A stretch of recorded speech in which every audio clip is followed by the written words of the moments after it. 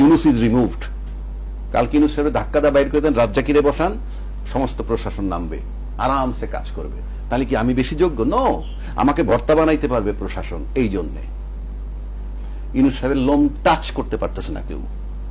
বাংলাদেশে ইউনুস সাহেবের লোম টাচ করার কোনো লোক নাই। আমি যদি প্রধান উপদেষ্টা হই আর ইউনুস সাহেব যদি স্বরাষ্ট্র উপদেষ্টা বানায় রাখি, তাও একই কাজ হবে। His presence in the state is enough.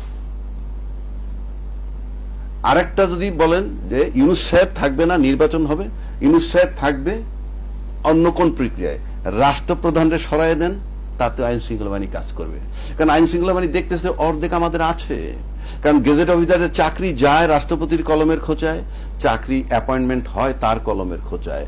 He is alive, সে আছে। সুতরাং ভয় তাদের কম। আপনি চাকরিচ্যুত করতে পারতেছেন না, স্বাক্ষরটা কিন্তু রাষ্ট্রপতি করবে। এবং আমরা অতীত দেখছি যখন মাঠে মার্শাল মানে আর্মি নামে, তারপরে কাজ হয় না। This is first time. STC power দেওয়ার পরও যখন আর্মি কাজ করতে পারে না, নাথিং, এটা আই ওয়াশ, সিগন্যাল আছে করবা না, তা নাহলে হয় না কেন? মাই কোশ্চেন ফিনিশ।